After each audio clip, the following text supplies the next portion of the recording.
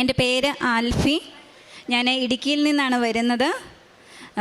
എൻ്റെ ഒരു വലിയ ഒരാഗ്രഹമാണ് എൻ്റെ കൂടെ ഈ കയ്യിലിരിക്കുന്ന ഈ കുഞ്ഞ് എന്നത്. ഞാൻ ഇവിടെ വന്ന് 2022 ഒക്ടോബർ മാസത്തിലാണ് ആദ്യമായിട്ട് ഉടമ്പടി എടുത്തത്. അതായത് 2 വർഷങ്ങൾക്ക് മുൻപ്. അന്ന് ഇപ്പോൾ ഞങ്ങളുടെ കല്യാണം കഴിഞ്ഞിട്ട് 8 വർഷം കഴിഞ്ഞു. 8 വർഷമായിട്ട് ഞങ്ങൾക്ക് മക്കളില്ലായിരുന്നു. ഒരുപാട് സങ്കടം അനുഭവിച്ചിട്ടുണ്ട്. അതിൽ ഒരുപാട് ട്രീറ്റ്മെൻറ്റുകൾ ചെയ്തിട്ടുണ്ട്. ഏറ്റവും വലിയ പ്രത്യേകത എന്താണെന്ന് ചോദിച്ചാൽ ഞങ്ങൾക്ക് 2 പേർക്കും വലിയ പ്രശ്നങ്ങൾ ഒന്നുമില്ലായിരുന്നു എന്നാണ്.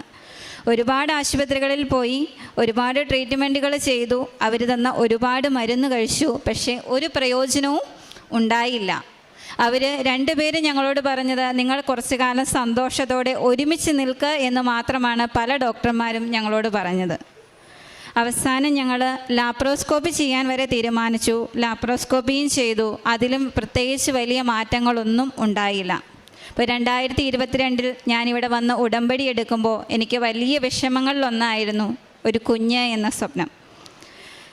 ഉടമ്പടി എടുത്ത് പ്രാർത്ഥിച്ചു.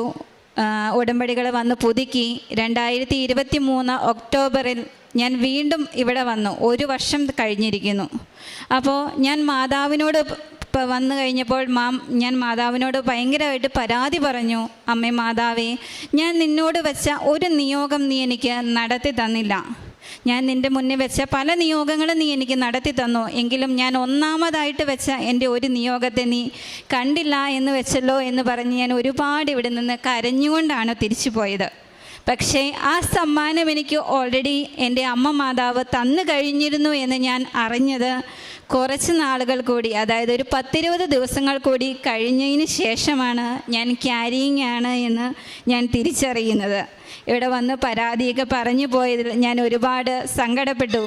അമ്മ മാതാവ് എനിക്ക് തന്നിരുന്നല്ലോ, പക്ഷെ ഞാനത് തിരിച്ചറിയാനാണല്ലോ വൈകിപ്പോയത് എന്ന് എനിക്ക് തോന്നിയ ഒരു നിമിഷമായിരുന്നു അത്. അതേപോലെ തന്നെ ഇത്രയും വർഷങ്ങൾക്ക് ശേഷം ക്യാരിയിങ് ആയതുകൊണ്ട് തന്നെ ഒരുപാട് കോംപ്ലിക്കേഷൻസ് പറഞ്ഞു. എല്ലാവരും എന്നോട് പറഞ്ഞു ഓപ്പറേഷൻ ആയിരിക്കും, ഉറപ്പാണ്. അതേപോലെ തന്നെ പ്രഗ്നൻ്റ് ആയപ്പോൾ മുതൽ ഒരുപാട് പ്രോബ്ലംസ് ഞങ്ങൾ ഫേസ് ചെയ്തു. നിർത്താതെയുള്ള ഛർദി കാരണം ജോലിക്ക് പോകാതിരുന്നു കുറേ നാൾ. അതേപോലെ ഒരുപാട് ബുദ്ധിമുട്ടുകൾ, കുഞ്ഞു പൊക്കിൾ കൂടി ചുറ്റിക്കിടക്കുന്നു. അങ്ങനെ ഒരുപാട് പ്രശ്നങ്ങൾ ഞങ്ങൾ നേരിട്ടു. അപ്പോൾ ഡെലിവറിക്ക് പോകുന്നതിന് മുൻപായിട്ട് ഞാൻ ഇവിടെ വന്നു. അച്ഛനെ കണ്ടു. അച്ഛനോട് കാര്യങ്ങളെല്ലാം പറഞ്ഞു. അച്ഛൻ എനിക്ക് വേണ്ടി പ്രാർത്ഥിച്ച് ഒരു കാശ് രൂപവും എൻ്റെ കയ്യിൽ തന്നു വിട്ടു. ഒന്നും സംഭവിക്കില്ല, ഒരു കുഴപ്പവും ഉണ്ടാവില്ല എന്നും അച്ഛൻ എന്നോട് പറഞ്ഞു. ആശുപത്രിയിൽ അഡ്മിറ്റായി കഴിഞ്ഞപ്പോഴും ഒരുപാട് പ്രശ്നങ്ങൾ ഞങ്ങൾ ഫേസ് ചെയ്തു. അവസാന നിമിഷവും ഞങ്ങൾ ഒരുപാട് വേദനയൊക്കെ സഹിച്ച് ഓപ്പറേഷൻ വേണ്ടി വരുമോ എന്ന അവസാന ഘട്ടത്തിലും എൻ്റെ അമ്മ എനിക്ക് വേണ്ടിയിട്ട് പ്രാർത്ഥിക്കുകയും കാശുരൂപം ഇവിടുന്ന് കൊടുത്തുവിട്ടത് കൊണ്ടുവന്ന് എൻ്റെ വയറിനോട് ചേർത്ത് വെച്ച് പ്രാർത്ഥിക്കുകയും ഒക്കെ ചെയ്തു. എന്താണേലും ജൂൺ 25-ാം തീയതി ഞങ്ങൾക്കൊരു പെൺകുഞ്ഞിനെ നൽകി അമ്മ മാതാവ് ഞങ്ങളെ അനുഗ്രഹിച്ചു. അമ്മ മാതാവിന് 1000 നന്ദി. ഇതാണ് ഞങ്ങളുടെ ഒന്നാമത്തെ സാക്ഷ്യം. ഒരുപാട് അനുഗ്രഹങ്ങൾ എനിക്ക് അമ്മ മാതാവ് നൽകിയിട്ടുണ്ട്. അതിൽ മറ്റു പ്രധാനപ്പെട്ട 1-2 എണ്ണം കൂടി ഞാൻ നിങ്ങളോട് പറയുവാണ്. എനിക്ക് എൻ്റെ ആഗ്രഹങ്ങളിലൊന്നായിരുന്നു ഒരു സ്ഥിരമായിട്ടൊരു ജോലി വേണമെന്നത്. ഞാനൊരു ടീച്ചറാണ്. അപ്പം പല സ്കൂളുകളിൽ, പ്രൈവറ്റ് സ്കൂളുകളിൽ മാറി മാറി ജോലി ചെയ്തു. എങ്കിലും ഒരിടത്തും സ്ഥിരമായിട്ട് നമുക്ക് നിൽക്കാനായിട്ട് സാധിക്കുന്നില്ല. അതേപോലെ ദൂരം കൂടുതൽ, അങ്ങനെ പല വിധത്തിലുള്ള പ്രശ്നങ്ങൾ. അപ്പോൾ എൻ്റെ വലിയൊരാഗ്രഹമായിരുന്നു സ്ഥിരമായിട്ട് അടുത്തെവിടെയെങ്കിലും ഒരു ജോലി എന്നത്. അതിനു മുൻപിൽ എൻ്റെ വലിയൊരു പ്രശ്നമായിരുന്നു കേറ്ററ്റ് ഹൈസ്കൂളിൻ്റേത് പാസ്സാകാൻ പറ്റുന്നില്ല. അതിന് വേണ്ടിയിട്ട് ഞാൻ ഇവിടെ വന്ന നിയോഗങ്ങളിൽ വെച്ച ഒന്നായിരുന്നു, ഉടമ്പടി എടുത്തപ്പോൾ നിയോഗം വെച്ചതിലൊന്നായിരുന്നു കേറ്ററ്റ് പാസ്സാവണമെന്നത്.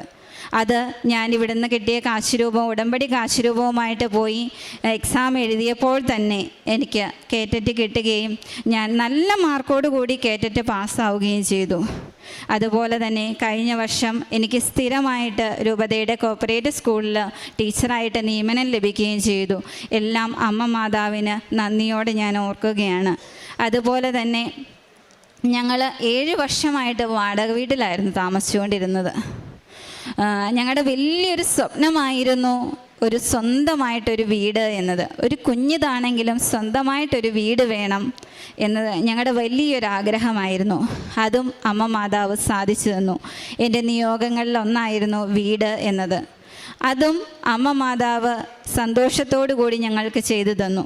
ഞങ്ങളുടെ ജീവിതത്തിൽ ഒരുപാട് മാറ്റങ്ങൾ ഉടമ്പടി എടുത്തതിലൂടെ ഉണ്ടായിട്ടുണ്ട്. അതിലൊന്നാണ് പ്രധാനമായിട്ടും എന്നും ബൈബിള് വായിക്കുക എന്നത്, അതേപോലെ തന്നെ പ്രാർത്ഥിക്കുക എന്നത്.